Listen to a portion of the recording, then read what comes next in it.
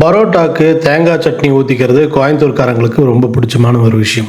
இதுவே மதுரை பக்கம் down south பக்கம் போனீங்கன்னா என்னது பரோட்டாக்கு தேங்காய் சட்னியா அப்படின்னு சொல்லிட்டு சிரிப்பாங்க.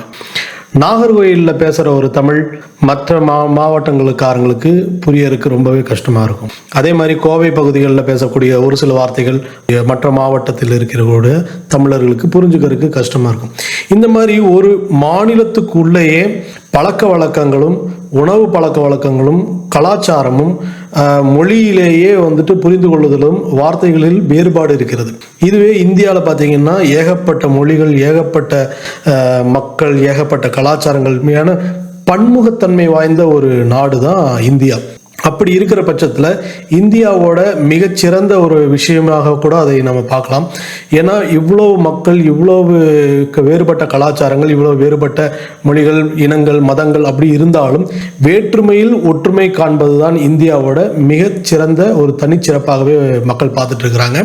இத்தனை வேறுபாடுகள் இருந்தும் நாடு ஒன்றாக இருக்கிறது. நாட்டு மக்கள் ஒன்றாக செயல்படுகிறார்கள், ஒருவருக்கொருவர் உதவி கொள்கிறார்கள்.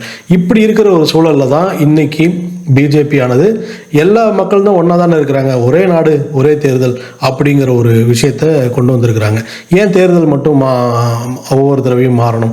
ஒவ்வொரு சட்டமன்றத்துக்கும் தேர்தல் நடத்திட்டு இருக்கணும், மாநிலங்களவைக்கு ஒரு தேர்தல், பாராளுமன்றத்துக்கு ஒரு தேர்தல், சட்டமன்றத்துக்கு ஒரு தேர்தல்னு மக்களோட வரிப்பணம் தான் தேர்தலில் மிக அதிகமாக செலவிடப்படுகிறது. அதனால ஒரே நேரத்தில் மாநிலங்களுக்கும் மத்திய அரசுக்கும் ஒரே நேரத்தில் ஒரு தேர்தலை வச்சிட்டோம்னா செலவுகள் குறைஞ்சிருமே அப்படிங்கிற ஒரு உயரிய நோக்கில் இந்த திட்டத்தை கொண்டு வந்திருக்கிறதாக மத்திய அரசை ஆதரிக்கும் சில கட்சிகளும் சொல்லிட்டு இருக்கிறாங்க. இந்த சட்ட திருத்தத்தை இன்னைக்கு மத்திய அரசில் அமைச்சரவை ஒப்புதல் வழங்கி உள்ளது. இது எதற்காக கொண்டு வரப்பட்டது? இதுல பிஜேபியோட அந்த கட்சிக்கு தனிப்பட்ட ஒரு சாதகங்கள் என்ன, இதனால் மாநில கட்சிகளுக்கு இருக்கிற பிரச்சனைகள் என்ன அப்படிங்கிறத பற்றி ஒரு சின்னதாக டிஸ்கஸ் பண்ணுவோம் அப்படிங்கிறது தோணுச்சு. அதுக்கு முன்னாடி இந்திய அரசியலமைப்பில் இந்த சட்ட திருத்தங்கள் பற்றி ஏதாவது வாய்ப்பு இருக்கா அப்படிங்கிறத நம்ம பார்க்கலாம். 83, 85, 172, 174ங்கிற 4 ஆர்டிக்கல் தான் பாராளுமன்றம், சட்டமன்றம், தேர்தல் அதோடைய வரைமுறைகள் பற்றின ஒரு அரசியலமைப்பு சட்டம் சொல்கிற சில விஷயங்கள். அது ஆர்டிகல் 83 என்ன சொல்லுது அப்படின்னா, லோக்சபாவோட எத்தனை ஆண்டுகள், 5 ஆண்டுகள் அவசர நிலை பிரகடனம் பண்ணுறதுன்னா அந்த நேரத்தில் சட்டசபை அந்த சபையோட மக்களவையோட வரமுறை என்ன, பிரதமரோட பங்கு என்ன அப்படின்னுலாம் சொல்கிறது தான் ஆர்டிகல் 83. 85ங்கிறது மக்களவையும் ராஜ்யசபையும் எத்தனை மாதங்களுக்கு ஒரு முறை நடத்தப்பட வேண்டும், தொடர்ச்சியான செயல்பாட்டை யார் உறுதி செய்வது, ஜனாதிபதிக்கான பவர் என்ன, பிரதமருக்கான பவர் என்ன, எந்த அரசை ஜனாதிபதி கலைக்க முடியும் அப்படிங்கிற அந்த பவரை பற்றின விஷயங்கள் சொல்றது தான் ஆர்டிகல் 85. அதே மாதிரி ஆர்டிகல் 172 பார்த்தீங்கன்னா ஸ்டேட் லெஜிஸ்லேச்சர் எனப்படுகிற மாநில சட்டசபையோட காலம் எவ்வளவு, அவசர நிலை பிரகடனம் செய்யும் போது இந்த காலம் எந்த மாதிரியெல்லாம் மாற்ற வைக்கப்படும், அந்த சட்டசபைக்கு ஒரு மாநில சட்டசபைக்கு 5 ஆண்டுகளுக்கு ஒரு முறை தேர்தல் நடத்துறது போன்ற பல விதிமுறைகளை பற்றி சொல்றது தான் ஆர்டிகல் 172. ஆர்டிகல் 174 என்ன சொல்றதுன்னா, ஒரு சட்டசபையோட கூட்டங்களுக்கு இடையில 6 மாச கேப் இருக்கக்கூடாது, கண்டினியூஸாக நடத்தணுங்கிறது சொல்லுது. சட்டசபைகள் தொடர்ச்சியாக செயல்பட வேண்டும், மக்களுடைய வேலைகள் உடனடியாக நடக்கப்பட வேண்டும் அப்படிங்கிற விஷயங்களையும் சொல்லுது. மேலும் மாநில ஆளுநருக்கு என்ன மாதிரியான உரிமைகள் இருக்கு, ஒரு சட்டசபை மேல, ஒரு மாநிலத்தின் மேல ஆளுநருடைய பவர் என்ன அப்படிங்கிறது சொல்றதெல்லாம் தான் இந்த 4 ஆர்டிகல்கள். ஸோ ஆர்டிகல் 175 இதை சொல்லுது. இந்த சமயத்தில் தான் இன்னைக்கு ஒரே நாடு ஒரே தேர்தல் அப்படிங்கிறத கொண்டு வந்திருக்கிறாங்க. இதுக்கு பிஜேபி அரசு சொல்ற காரணம் என்ன அப்படின்னா, ஸோ எப்போவுமே ஒரு வருஷம் ஃபுல்லாக தேர்தல் நடந்துகிட்டே இருக்கிற மாதிரியாக இருக்குது. கட்சிகள் எல்லாமே தங்களுடைய சுயநல கணக்குகளுக்காக கட்சி மாறுதல், மற்ற கட்சிகள் ஆட்களை திரட்டுதல் போன்ற பல விஷயங்கள் நடந்துட்டு இருக்கிற மக்களோட பிரச்சனைகள் குறித்தோ இல்லாட்டி வளர்ச்சி பணிகள் குறித்தோ கட்சிகளால் கவனம் செலுத்த முடியல. அதனால இந்த திட்டத்தை நாங்கள் கொண்டு வரோம் அப்படிங்கிறது ஒரு பாயிண்டாக சொல்கிறாங்க. 2வது பாயிண்ட் என்ன சொல்கிறாங்க அப்படின்னா, தேர்தலை வந்து ஒவ்வொரு சட்டசபைக்கு நடத்துறது, மாநிலங்களவைக்கு ஒரு தடவை நடத்துறது, மக்களவைக்கு ஒரு தடவை நடத்துறதுங்கிற பல கட்ட தேர்தல்கள் நடந்துட்டு இருக்கும்போது வருடம் முழுவதும் தேர்தல் நடந்துட்டு இருக்குது. இதன் காரணமாக நிறைய செலவுகள், மக்களுடைய வரிப்பணம் வந்து செலவாக போகுது. அதனாலவும் நாங்கள் இந்த திட்டத்தை கொண்டு வரோம் அப்படின்னு சொல்கிறாங்க. மேலும் மாநிலங்கள் அந்த தேர்தல்கள் நடத்துவதற்காக அரசு அலுவலர்கள், ஆசிரியர்கள் போன்ற அனைத்து பணியாளர்களையும் ஈடுபடுத்துவதால் தினசரி வேலைகள் பாதிக்கப்படுது. அதற்காகவும் இந்த ஒரே நாடு ஒரே தேர்தல் அப்படிங்கிறத ஒரு திட்டத்தை நாங்கள் கொண்டு வர்றோம் அப்படிங்கிறதையும் அவங்க வந்துட்டு கட்சிகள் சொல்லியிருக்கிறாங்க. இது இந்த மாதிரி ஒரே நாடு ஒரே தேர்தல் அப்படிங்கிற ஒரே நேரத்தில் தேர்தல் நடத்தி முடிச்சிட்டோம்னா அரசாங்கங்கள் அந்த மாதிரியான பிரச்சனைகள், ஏதாவது தேர்தலை சந்திக்கிறது, மக்களை சந்திக்கிறது போன்ற பிரச்சனைகள் பற்றி கவலைப்படாமல் மக்கள் நல பணிகளில் ஈடுபடலாம் அப்படிங்கிறத வந்து இவங்க ஒரே நாடு ஒரே தேர்தல் கொண்டு வர்றதுக்கான காரணமாக சொல்கிறாங்க. இதில் வர்ற பாதகங்கள் என்னென்ன அப்படின்னு பார்க்கும்போது, அதாவது மாநில கட்சிகள் ஏன் எதிர்க்கிறாங்க அப்படின்னா, மாநில கட்சிகளோட உரிமைகள் வந்து பறிக்கப்படலாம். ஒரே நாடு ஒரே தேர்தல் அப்படிங்கும்போது ஒரு கட்சி, அதாவது மத்தியில் யார் ஆட்சிக்கு வராங்க அப்படிங்கிறத பொறுத்தே ஒரு தேர்தல் நடத்தப்படும். அப்படிங்கிறதுனால மாநில கட்சிகள் தங்களுடைய பவர், அதாவது அதிகாரத்தை, மக்கள் மத்தியில் இருக்கிற செல்வாக்கை வந்து இழந்திருக்கக்கூடிய வாய்ப்புகள் அதிகமாக இருக்குது அப்படிங்கிறது மாநில கட்சிகளோட பயமாக இருக்கிறது.